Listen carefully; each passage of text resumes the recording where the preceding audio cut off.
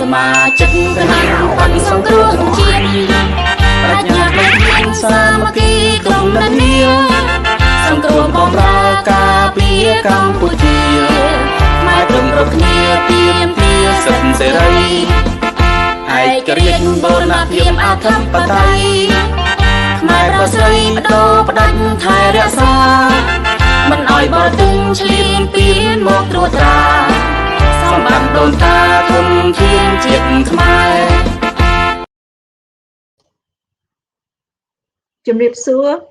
Good evening. How are you? My name is Linda. Welcome and thank you for joining our show this evening. This is Khmer Youth Voices for Justice. This is part of the CNRP America live show. Today is Tuesday, July 13, 2021. Before we start, please help to support our petitions ending impunity for justice in Cambodia. Your support is very important for us to find justice for victims of state-backed killing in Cambodia. Until now, hundreds of victims have never received any justice. Please watch a short clip by Her Excellency Mosaku explaining our missions and the reason why we are seeking your signature. Please, again, help to support our petitions at change.org, ending impunity for justice in Cambodia. តើយុត្តិធម៌ឬនីតិរដ្ឋភាព Between 1975 and 1979, the green rice fields of Cambodia became the killing fields of Cambodia.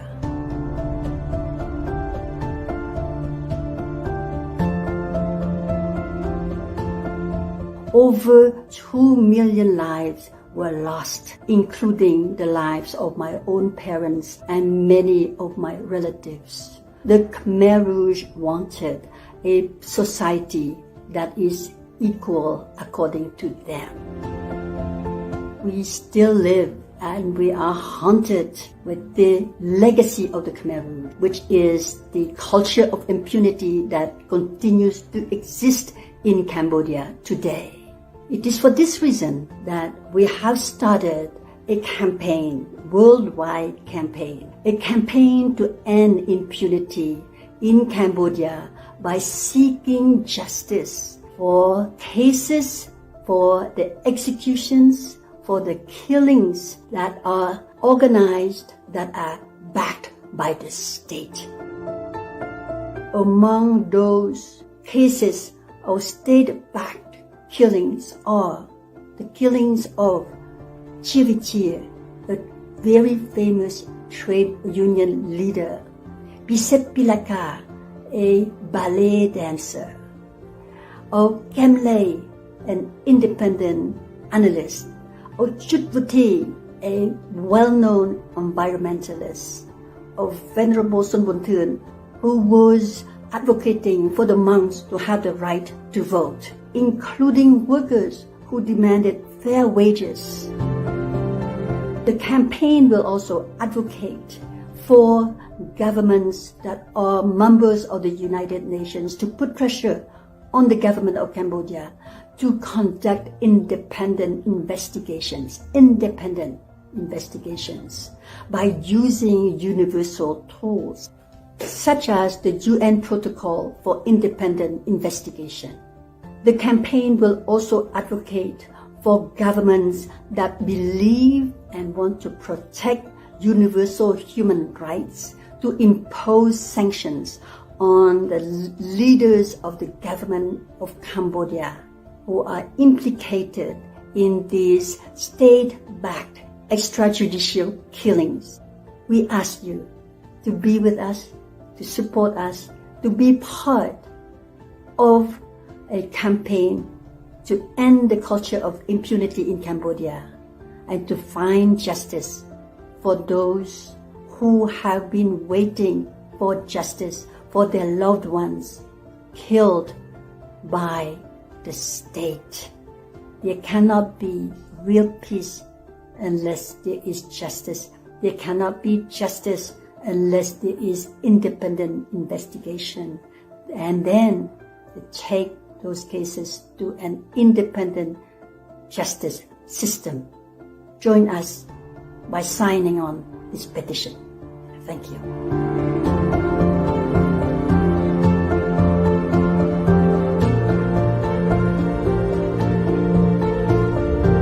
យើងរួមគ្នាបញ្ចប់នីតិរដ្ឋភាពដើម្បីយុត្តិធម៌នៅកម្ពុជា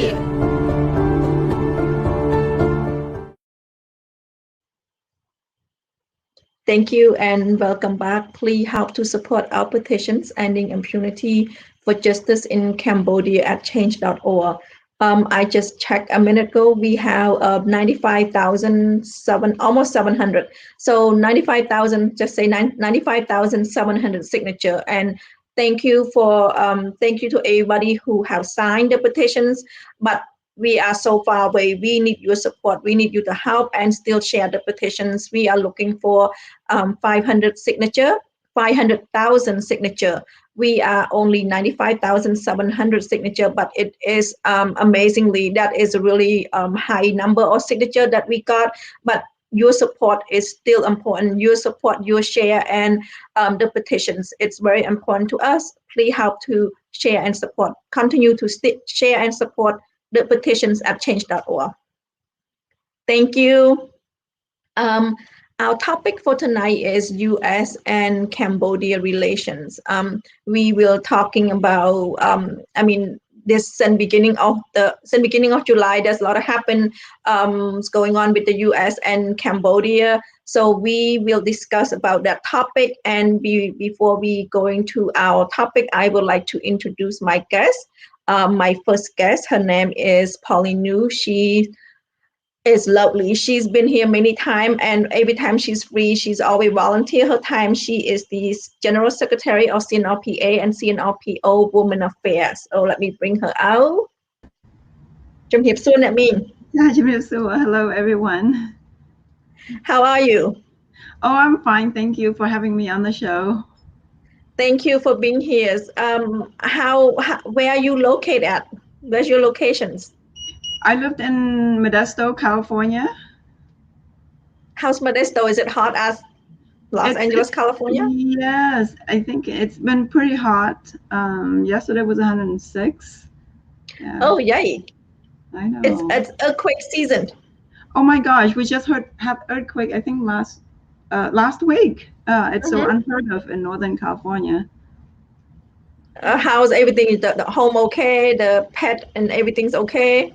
Yeah, everything's okay. And you know what? The thing is that the pets, and it's been studied, is that before earthquake happened, I think the pets owner see that their pets are like, roaming around, being anxious. I think they detect some kind of pressure in the air. So if we pay attention to the pets, we can get like a head start. Yes, I do agree with that. I don't own a pet, but my neighbor have dogs. So before we hear like the cracking noise, first we should hear the cracking noise, and then we would hear the shake. We would hear the animal like making noise, barking first before we even heard it. So it is true that they do aware. I mean, they have their scent is stronger than us, probably. Yeah. I'm glad you survived, and I'm glad Northern California survived. Yes, it's I think it's a pretty big earthquake too, like 5.4, right? 5.9. 5.9. Wow, yes, that's a big one. Yeah. Thank you, Nami, for being here. Thank you. Let me have Samady in. My next guest is Samady U. How are you today? Good. Samady is the youth president of CNRPA in Los Angeles. He is always here. Almost every other week, he's donated his time. And even though he's donated his time, no matter what, and if I need someone to be here, he have to fill in that voice that we all need, the youth and the male voice. So thank you, Samady, for always being here. Thank you, Bob. My pleasure. Let me add that mean in on July 24, our Women Affair is doing a fundraiser, solidarity flower fundraiser, and it's going to be in Massachusetts. Let me put the flyer up. Sorry, Nami, I'm blocking you. Oh, Um, no problem. yes. Fine. So we are meeting in Massachusetts on July 24 and Mhm. at the temple called Wat Phnom Serai is in Fitchburg, Massachusetts.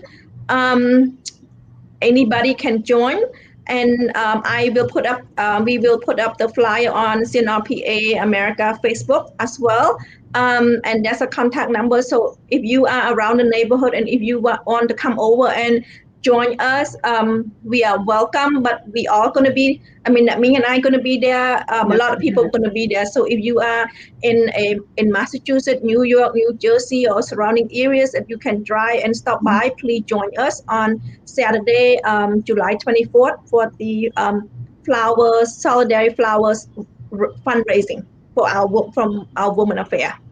There will be lots of food, so join us, right? That's the Always. best part. I know. Are you ready, Nami, to be in Massachusetts? Oh, I am. I am so ready to have some kind of vacation from work. Oh yeah. Yes, me too. So I'll see you there Yeah, on, I yeah, can't I'll wait. see you there. But for everybody, please join. It's a fun event. Come meet us. Come meet me. Come meet me. Come meet Mhm. the woman of CNRPA live show. Or men or gentlemen.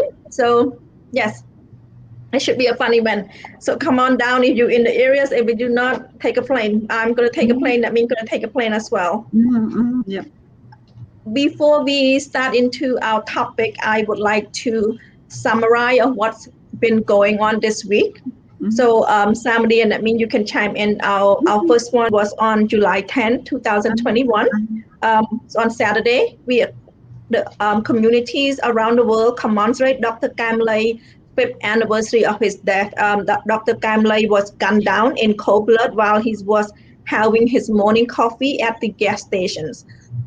It's been 5 years, and impunity still exists in Cambodia. It is a state-backed killing, um, and we do not accept the finding from the regime.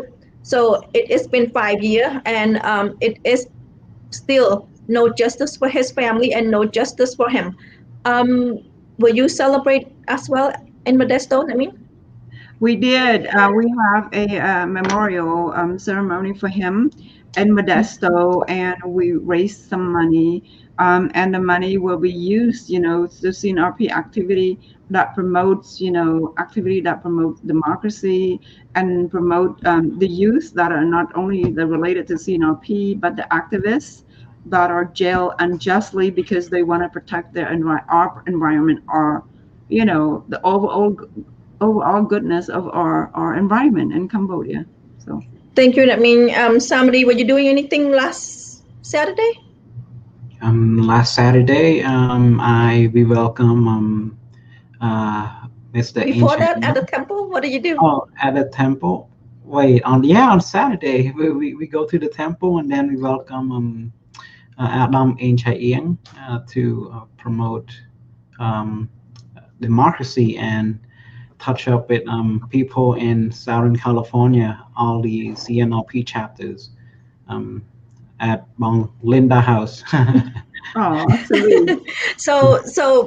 Basically, we having Dr. Kamlai's ceremony at our temple, and like I said, it's been 5 years, and impunity still Mhm. exists in Cambodia until today. Right. So Uh, we are announcing for for the regime to find justice to, I mean, it's been 5 years, there's no justice for him, that um, senseless act of killing on him, and also there's no justice on his family. So many human rights and civil society group point to the lack of political will part of the authority to hold perpetrator accountable for his killing. So that was happened on July 10. Let me see. And then what happened and what's going on this week as well. Many CNRP activists is being attacked still, and as a result, there's no arrest. So the what the story come out, I think in a couple days ago in Radio Free Asia, it's saying that more than 30 CNRP activists and their relative and supporter have been attacked, beaten, and the regime cannot find who they are. So it still continue to exist till this day. This one, what it looked like, he would just on either, most of the time they would be on their motorbike riding, and the attacker would just target their head, and that's one of the example. And the attacker, and till this day, like I said, over 30 CNRP activists have been beaten, and the regime cannot find who the perpetrator are, who the person who act on this. And at the same time, like I said, there's no political will, there's no will to find the true perpetrator. And this one, it was a hot topic last week, and it's still going on. This one. Yeah. Oh yeah. Oh my goodness. Yeah. What is it about, Nemi?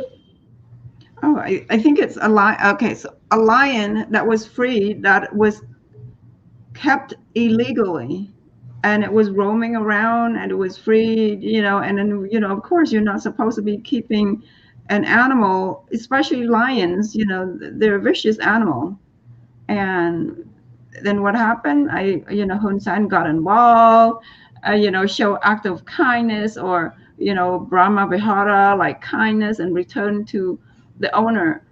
Okay, that's a ploy. That's a show. Yep. That's a show. Anyone can see that's a show. That's not him. He's not even acting as a good show. Okay, that's not a, if he could do that to an animal, let alone people that he, that's captured, that's being arrested for doing the right thing, saving the environment, that's good for not only Cambodia, but good for the world. And those people are not being freed. Those people are not, paid attention to, and he's freeing lions because they belong to a Chinese family. He wants to please them. Exactly. And while Cambodia COVID-19 infection is keep going up, the death rate is keep going up, people have no job, people have no food, and he at the same time came out and intervened on these on the pet, what is called illegal pet lion. The lion name is, I'm not sure it any matter, is Hima. So Hima was returned back to, they was confiscated. So because he intervened, he took his time from all these situations that's happening in Cambodia. People have no food, COVID-19 going out, getting out of control. He took his time and intervened, and as a result, the pet got returned to his Chinese pet owner. Samady, what does it say about the relationship, the Hun Sen relationship with the Chinese owner? Well, first, there's pros and cons, because when comparing the activists, those environmentalists who care about Cambodia, those people doesn't bring any benefit to Mr. Hun Sen regime, because they speak the truth and they attack the government. But when we're talking about Chinese citizens who live in Cambodia, we talk about different things. They bring benefit to Cambodia. In Hun Sen's eyes, they bring money into Cambodia, which boosts the economic during this difficult time. So I think he kind of wants to show good image of between Cambodian government and the Chinese government by saying that, see what happened? It is illegal to have a lion, but I am intervening to bring the lion back to its owner. So to show that Cambodia is always friend with Chinese people. As long as you have money, you can come into Cambodia and you are untouchable. Nothing will happen to you. And I think the owner is not poor at all. He is super rich, because I saw the lion sleep next to a Lamborghini, one of the owner's cars in Cambodia.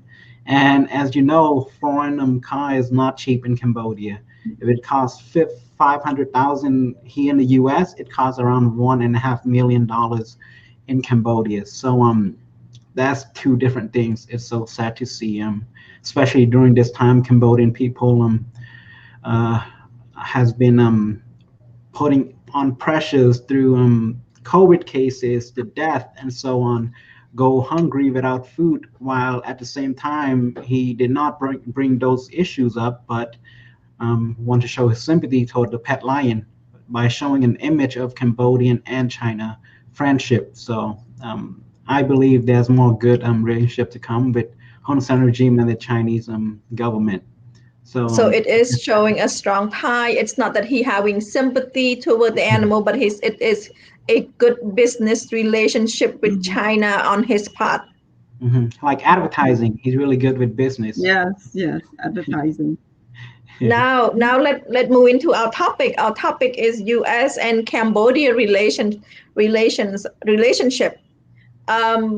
Somebody brought up about China and Cambodia relationship. Let's talk about U.S. and Cambodia relationship. Early this month, the United States no longer providing scholarship to Cambodian to study at elite American military academy due to Cambodia ties with China.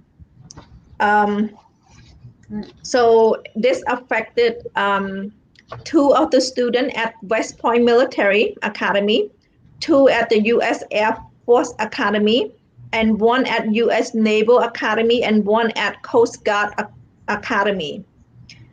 So 6 students affected by these the cut from United States on their scholarship. The U.S. Embassy spokesman in Phnom Penh told reporter that Cambodia lost eligibility for the program following Cambodia curtailment of cooperation in several areas of traditional bilateral military to military.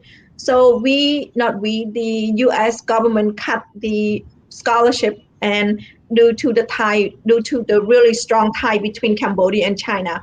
I want to show one of the kids that actually won that scholarship, and I want our audience and us to watch because we're talking about six kids that actually not 6 kids, 6 young men that got this elite education. So I want us to watch one of them. Let me see if I can share. Let me see. Share screen.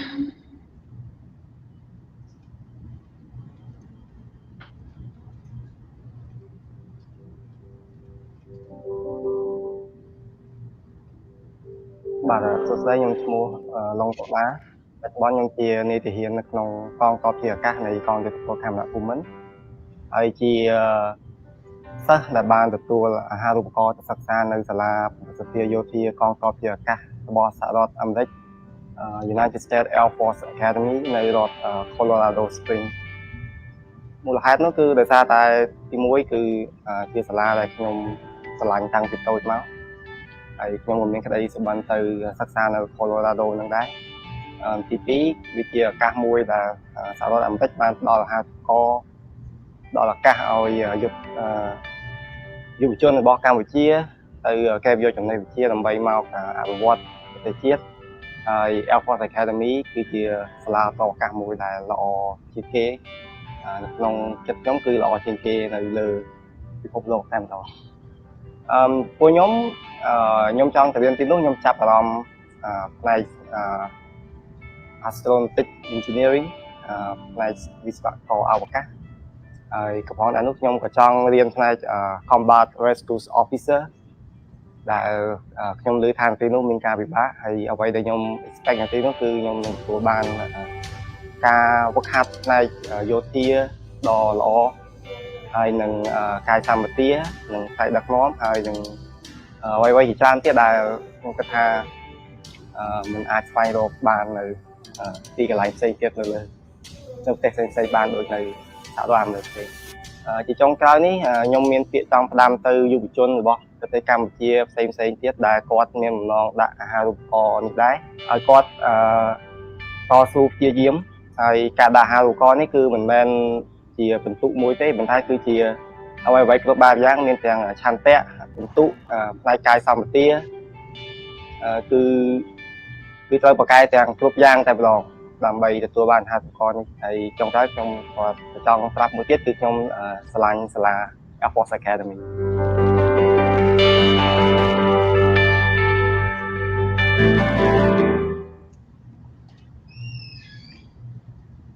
That is from U.S. Embassy website when they give him the scholarship and they have him come out and explain. I remember many years ago, a person named by Honmanite came and studied at West Point, and we are so proud that a Cambodian son. How does that turn out, I mean? Oh my gosh, we were, yeah, like you said, you know, I was just so proud because, you know, having seen a Cambodian individual going to West Point. At the same token, I know that if with his own merits, I don't think he would have gone there. You know, it's a very difficult school to get into, but because, you know, you're coming from another country, there are some exception. But just because he's Cambodian, and I was so proud. And I think that the government was also hopeful that he's trained in the U.S., having some, you know, human rights, you know, democracy. It was hoped that when he goes back, he would use some of the, you know, things that he learned and implement that, not to be like his father. But evidence, read between the line, he's not anything we, you know, the West Point principal taught him to be. So shameful. Samady, have you heard of Honmanite? Yes, is one of the son that I'm supposed to inherit Hun Sen after he decided to retire from his seat.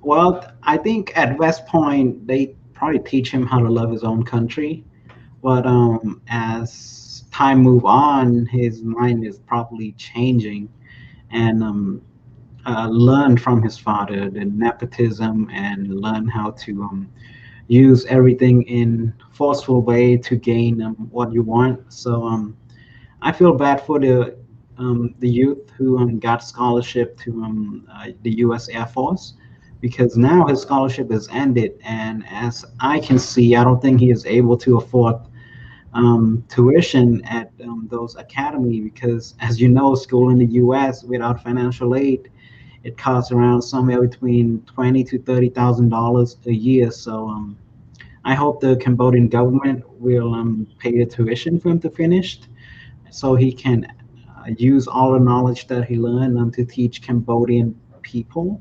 But I don't think I don't know what the government is going to do. They probably don't want to show that that they want to back the U.S., so they're probably going to just end it there. So this is just another step toward ending relationship with the U.S.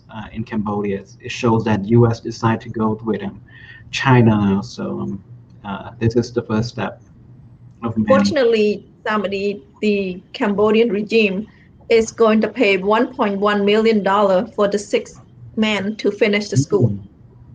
Okay. So while the country is our hunger, while the country is suffer from COVID-19, they came out and they said they're gonna put in 1.1 million to have that 6 young men to finish the school.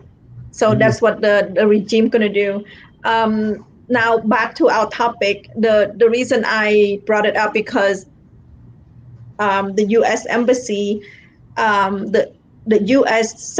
Deputy Secretary of State raised serious concern over Chinese military presence and facility at Ream Naval Base at the Gulf of Thailand. That's the reason. Let's go back to our topic. Our topic is U.S. and Cambodia relationship. And when we start out is that the U.S. Embassy ending the scholarship for 6 young men, and the reason is they stated serious concern over Chinese military presence. I mean, what is that signaling? What is that a good sign that the U.S. finally realized that paying attention to Cambodia? Is that a good sign, or is it something that, you know what, it's not looking good for Cambodia? Yeah, thank you for the question. That's a very good question. I am really concerned because, back in June, I remember Deputy Secretary of State Wendy Sherman went to visit Cambodia, and when he was meeting with Hun Sen, on June 1st, and asked that, oh, we, our military person, the embassy defense from the U.S. would like to see, Ream Naval Academy, and she was guaranteed like full access, for Marcus Ferreira to go see the place. But once he's there were sections that he wasn't allowed. He was not allowed full access. Okay. And so this was reported by the U.S. Embassy to Radio Free Asia. And then later on, the spokesperson for the Cambodian government said, well, we're so disappointed because the U.S. Embassy was giving an accurate report. And what happened is that, they're, disappointed because back in September of last year, two of the building that was constructed by the U.S. were demolished. Let me see what they are. I don't know if you, let me see if I have the name of them. And it's like the National Committee for Maritime Security at Ringham Base, and another building that was built by the U.S., equipped by Australia, inaugurated in 2012. It was demolished, and then some of the base was built to honor or in partnership with China. And so what's that telling the U.S.? Here we're giving you student scholarship. We're wanting to help you with human rights, raising democracy. And here you are destroying what we're trying to get. So what is it in for us? We don't want anything from you. We want your country to have democracy. But it sounds like you are leaning more toward China. So what is it doing for us? And, unfortunately, these students are being punished. And I don't know, I could read between the lines that I don't know. It's very difficult for students to come to study overseas, especially in Ivy League academy school like that. So I don't know if these young men are coming from the privileged family. Is that why the government is willing to pay 1.6 million to finish their education? So I want to know the rationale. I do. While our country is like going through, poverty and, COVID stricken. So I think there's grave concern, like Wendy Sherman said. It's deteriorating right now. I don't know a way to remedy it. Thank you, Namin. I went to the U.S. government website, and Wendy Sherman, after she visited Cambodia, she issued a statement, or her office issued a statement, and said she sought clarifications on the demolitions of 2 U.S. funded buildings at Ream without notifications or explanations, and observed that Chinese military base in Cambodia would undermine its sovereignty, threaten regional security, and negatively impact U.S.-Cambodian relations. And after, like you said, after she left, the regime opened their door for inspections. And at the same time, when it come out, it say no, they do not give a full access. The restriction continue, and that is the first step right now. Is the U.S. Embassy not fully paying for the scholarship of the 6 young men. And like you said, I was trying to look for the informations, and I'm for sure knowing that these 6 young men must have related to somebody in the top leader in Cambodia, because it's hard to get in. the school, and in order for you to have training, in order for you to be able to train, even though you train in Cambodia, you have to be somebody to be able to train you.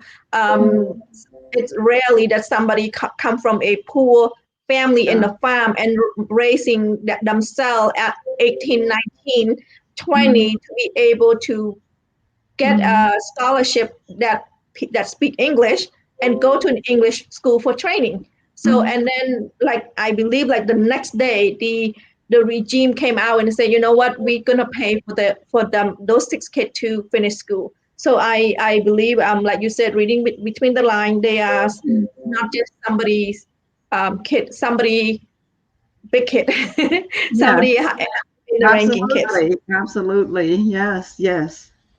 Let me, I have a map of where we're talking about, so that way our audience can understand where we're talking about, what we're talking about.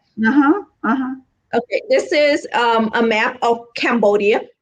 On the bottom in the middle, it's a Ream Naval Base. Now this map is say now a Chinese Cambodian naval base. So it's no longer the U.S. and it's no longer the U.S. and Cambodian Navy base anymore. It's Chinese and Cambodia. And if you look at to the middle, I'm highlighting it. It's a Score Resort Mega Chinese Project Possible a Naval Base. So now it's Chinese resort. And on top of that, you can see it's New Darasiko Airport. That's an airport that's being built, aka Chinese airport base. I mean air base. Also, Sihanoukville, now it's a virtual Chinese city. So compared deep water port Chinese. So all these 1, 2, 3. That's 5 locations that being run by Chinese, and they also named themselves already Chinese American Naval Base, and that's the reason why the 6 students being cut off their scholarship. Let me add Samady in and have him help to put in his perspective. Yeah. Hi Samady, since you are a youth and you are at school right now, how do you feel about the cut to the 6 kid, and also is that a good signaling that the U.S. is basically putting pressure on Cambodia? Yes, I feel like the U.S. put pressures in military wise, but I believe this is just a small step to put Hun Sen regime in a desperate place. They should, I don't know, cut out some fund from the government, because U.S. still donate millions of dollars to the Cambodian government, and we still don't know where that money goes to. So hopefully they cut out some more fund to show the Cambodian government that the U.S. is serious when they are violating right like this, like such as destroying the U.S. Cambodian naval base that they fund a long time ago by destroying it without letting the U.S. Know beforehand. So by destroying something like that, it shows that Cambodian government kind of want to stab the U.S. government in the back to shows their friendship with China. Thank you, Samady, and this is not something new. This has been going on since, I believe, there's a report in July, which is 2 years ago, July 2019, by the Wall Street Journal, report that the Chinese Navy has secretly secured exclusive access to about 1/3 of the base for up to 30 years, giving Beijing a new southern flank on the South China Sea. And I have a statement from our leader, Sam Rang-si. Let me see. He described the Chinese presence as a grave threat to regional stability and characterized it as part of an overarching plan by the Chinese government to militarize Cambodia coast in combinations with ambitious infrastructure projects in the neighbor Koh Rong province. So that's our president, our acting president of the CNRP, Sam Rangsi, came out making that statement. And this is not something new. This has been 2 years already. And in October 2020, that's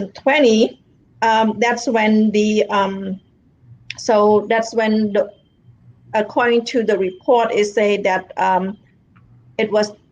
that's when the demolishing of the U.S. Navy base by the government of China. And according to the regime, it said the expansion is being undertaken by China. And then in 2000, which is last year's, only one of the 2 U.S. funded buildings was demolished in September 2020. So now it's 2 of them. I mean, both buildings have been demolished. And let me show the map again. So both of them have been demolished. So no longer the Ream Naval Base, now is the Chinese Cambodian Naval Base now, according to this map. Yeah, it's so sad. So sad. Yeah, it's not. And why is Chinese have such an big influence on Cambodia? Samady, can you help? Why are we leaning toward China? Why does Hun Sen leaning toward China? Well, Cambodian being friend with China is nothing new. During the Khmer era, don't forget that it was the Cambodian government who led the communist Vietnam through our borders, transporting weapons and ammunition, and to attack the U.S. Army at the back and the rear of their lines. So I think the U.S. Just being cautious this time, because they know that Cambodian can never get rid of their relationship with the Chinese government. And at the same time, I feel like right now with Hun Sen, he will turn to the Chinese government, because right now they have a lot of good stuff going on in Sihanoukville by building the so-called Silk Road, easy transportation between China to Cambodia. I don't know if you have seen, but the road from the airport, from Phnom Penh Airport to Sihanoukville is the smoothest, and the road is the most cleanest. The fastest route too. So if Chinese citizens visiting Cambodia, the first thing they would go to is to Sihanoukville, because there's like 30 casinos in one small cities. So I feel like turning to China would be a Hun Sen best bet, because right now he doesn't know what to do. The Western government Western countries want him to respect basic human rights, and he can't do that. By respecting human rights, he have to release all those environmentalists, activists, and restore CNRP back to its normal state. He cannot do that. The only way to do it while still bringing money into the country and having a huge economic boost during this COVID time is to build the best relationship with China, to show that Cambodia is always supporting China no matter what happened. So this is Hun Sen's next steps to turn away from all the democracy country into communism, just like back in Khmer Rouge era. Oh, you're mute. You're mute. I haven't said much, so I'm good. So China is Cambodia's biggest investor and closest political partner. Beijing support allow Cambodia to disregard Western concern about its poor record in human and political rights, and in turn, Cambodia generally support Beijing geopolitical positions on issues such as territory claim in the South China Sea. So by throwing money into the Hun Sen regime, by China throwing money, the regime is supporting China. Basically, is a back and I scratch my back, you scratch my back situations where and they throwing a lot of money into Cambodia. I don't have a video, but I was looking for a video. They show how development in Sihanoukville, where there's a lot of big building and a lot of also a lot of pot on the street because of so many constructions going on.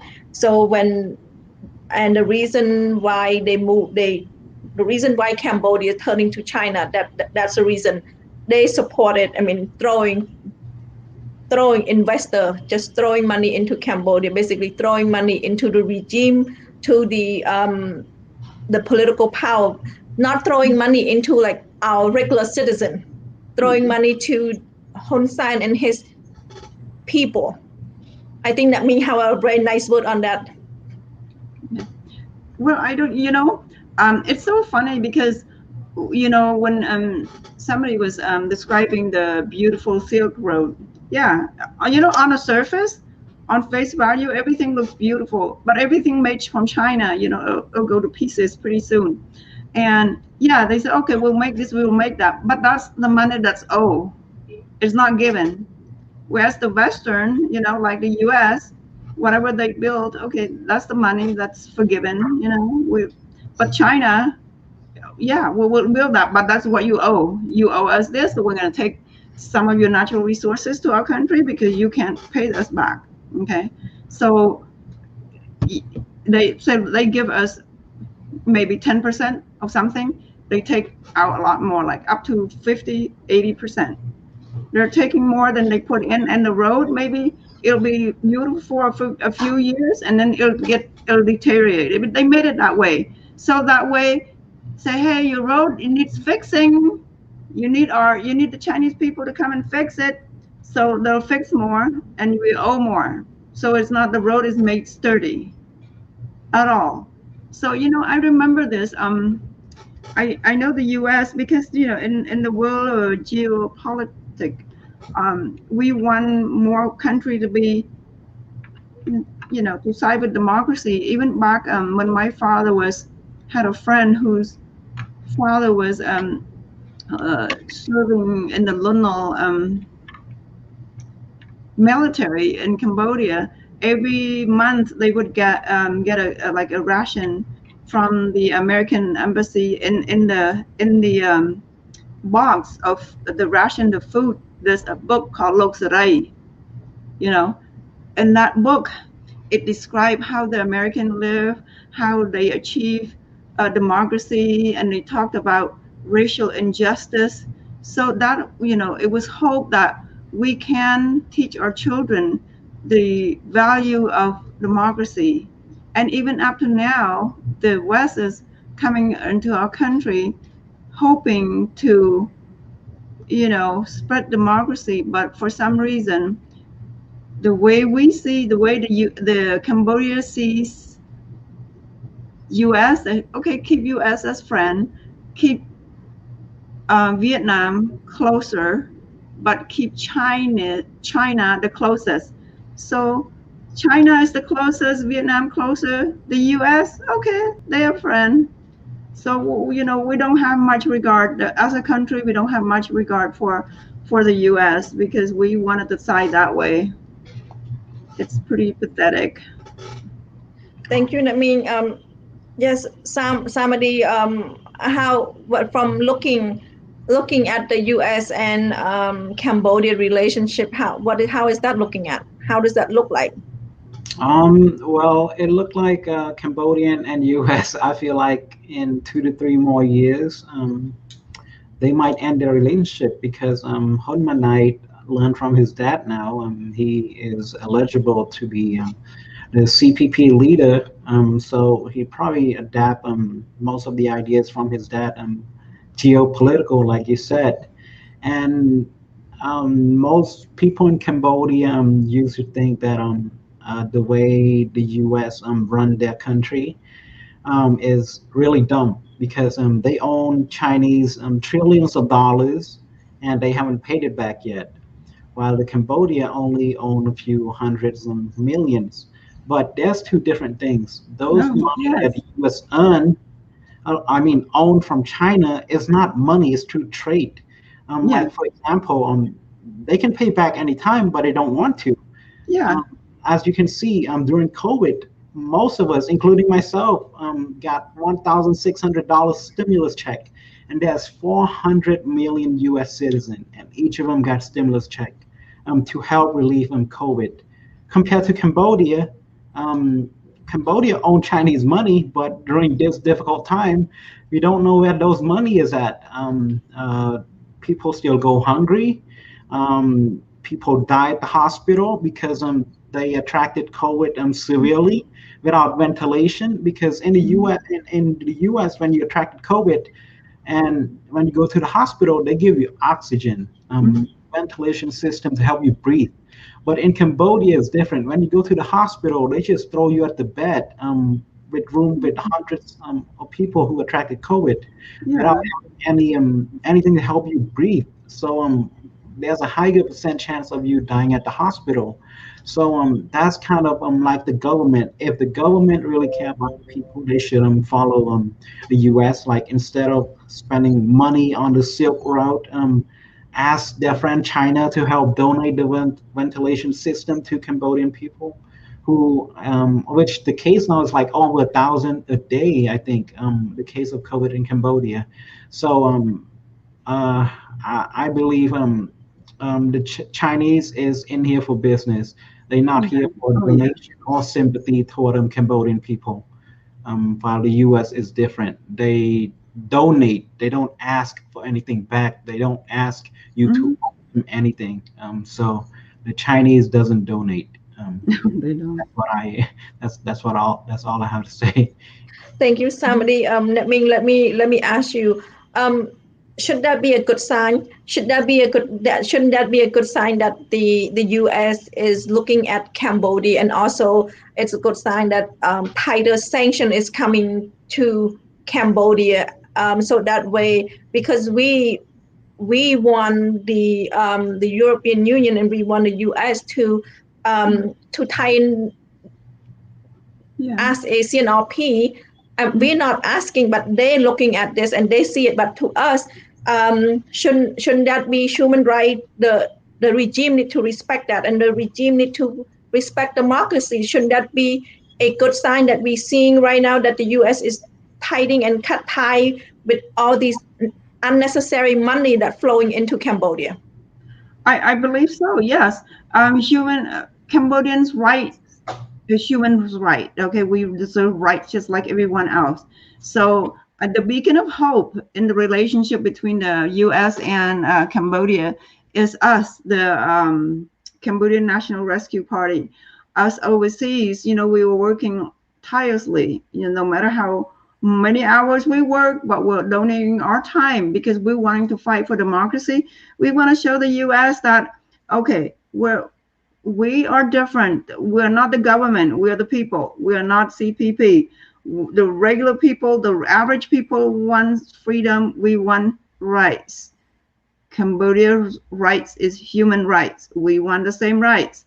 So we are fighting, and we worked with the State Department. We work on, bills. We're working on them helping us sign. And I think that effort does work, pays off, like the union, the European Union and the US is seeing that, they are not respecting human rights.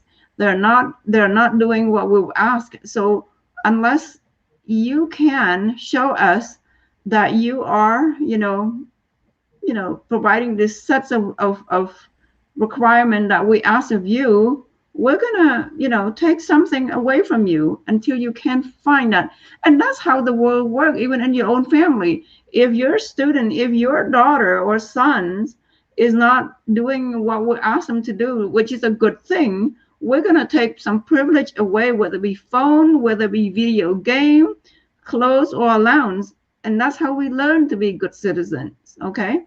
And so I think the beacon of hope is us, this Cambodian National Rescue Party, working with the international community to help raise awareness of what's going on, and it's paying off. So, I really give credit to, our interim leader, Mr. Samrang-Si. He has sort of international spotlights, and we all are in it you know, trying to help bring about awareness.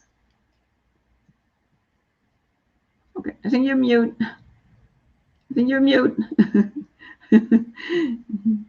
According to the U.S. web page, Deputy Secretary Sherman emphasized the importance of human rights and the protections of fundamental freedom as Yes. integral to our bilateral relationship. She urged the Cambodian government to abide by its international and domestic human rights, committed to and ensure the protections of worker rights.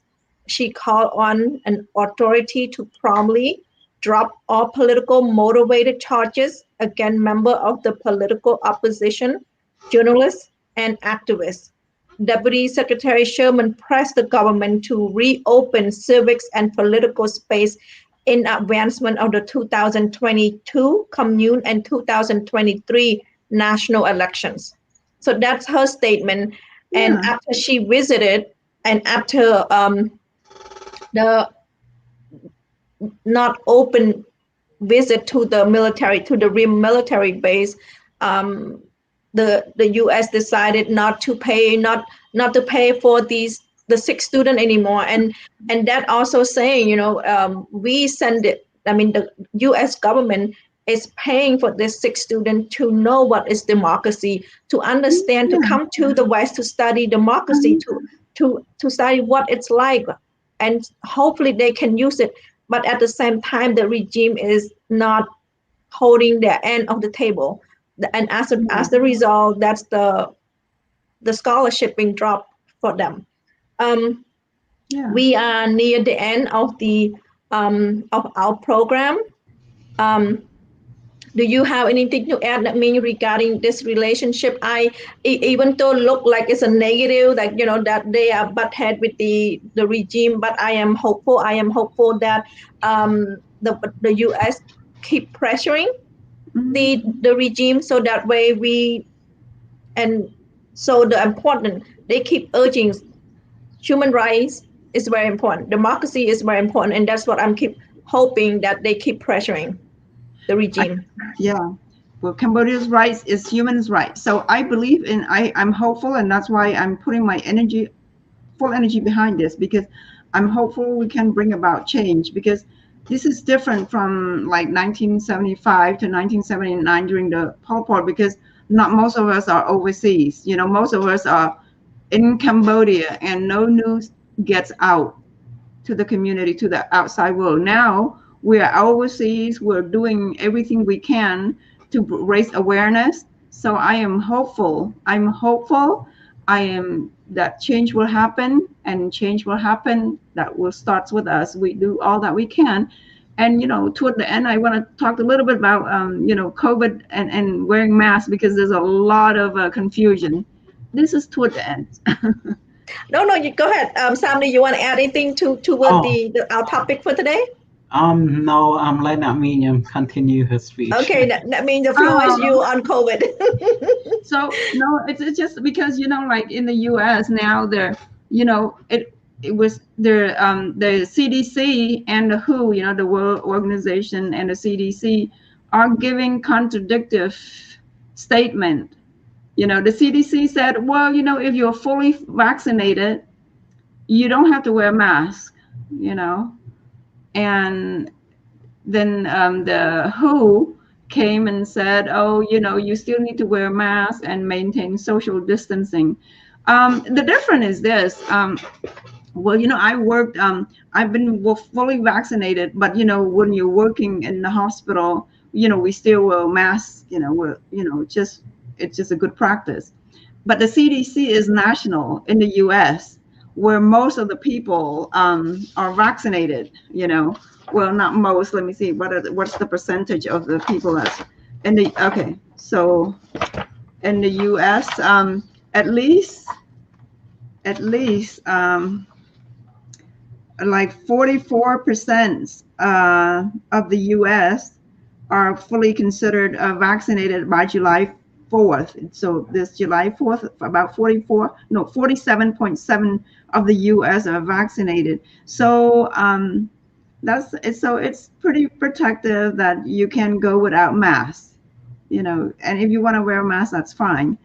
Whereas the world, you know, this the WHO, World Health Organization, they govern the world, where it's only about 11% of the world are vaccinated, and so there's more risk out there, and that's why they're recommending that you wearing masks and maintain distance. And because of the Delta variant that's originating from India, and now that even the Pfizer was thinking about the third dose of the boosted dose of people who have been fully vaccinated, because they said the efficacy is between 6 to 12 months. So they thought that maybe there's a booster. But anyway, all in all, wearing masks or not wearing masks, that's why the WHO oversees the whole world, that maybe 11% of the whole world are vaccinated. And so they still recommend that you're wearing masks, maintain social distancing, you know, hand washing, and be vigilant, stay home when you're sick. But in the US, where about 47% of the population are vaccinated, fully vaccinated, and they still recommend that if you go into a place that you know people may not be fully vaccinated, you can use your own judgment to wear a mask or not to wear a mask. Okay, so Can I add a little bit to that? Yeah, please do that. The CDC is in the US. Yes. Most of the US getting Pfizer or Johnson and Johnson or Moderna. The rest of the world getting Sinovac or Sinopharm from China. Right. And the effective rate is not like the vaccine in the US. So if you are not in the US, you still need to wear a mask. You still need to protect yourself, because you don't know two shot of the Chinese vaccine is effective or not. Right. At the same time, the CDC is in America, so we do not have Chinese vaccine. So we do not use that vaccine. So our vaccine are different. That's why the when you try to clarify why the WHO said this, why CDC said this, if you in America follow CDC, if you are in the not in America, follow the World Organization. If you get a Pfizer, Moderna, or Johnson and Johnson, then you should be a little bit safe. If you get China vaccine, still protect yourself, because we don't know what the effective rate is. Yeah. On top of that, I feel like Chinese kind of use Cambodian citizen as the test subjects. Oh yeah. Because if you look at the cases of people who attracted COVID after receiving Sinovac second dose twice, just like us, they have 80% chance of receiving them. So basically, the Sinovac is not effective at all, and the government been bragging about people not attracting COVID after receiving vaccine, kind of throw people's off. It's like if your parent told you that this medicine is effective, that you're not sick anymore, of course people not going to pay attention. This kind of caused the uprising in COVID recently, because people kind of got sidetracked a little bit. They believe they are vaccinated, walk around without a mask, and look at Cambodia now. While the US case dropped from hundreds of thousands per day to around 100 to 1,000 cases per day, while Cambodia just blow up again, third or fourth wave, I don't remember. So this is kind of the government fault too, to begin with. Yeah. Well, yeah, we will talk about COVID next time. And the thing is, even though that means that we only 47% people that got COVID, that is by choice. That is not forced. It's not forced by work. It's not forced by the government. That is by choice of people wanted to get a shot or not. But in the regime, it's not by choice. Your job is on the line. I guess the food on the table is on the line. You don't get a vaccine. So that's the difference between here and also between Cambodia. Well, thank you so much, Naming, and thank you, Samady, for being here today. It was really good discussions. We hit on many subjects. We also did 3 current events, and all of them have to do with human rights and democracy, and also this our topic of U.S. and Cambodia relationship. That means that we have hope. We also have, that's all we have. We have hope that, and you know, we hope that the pressure is on, and we hope that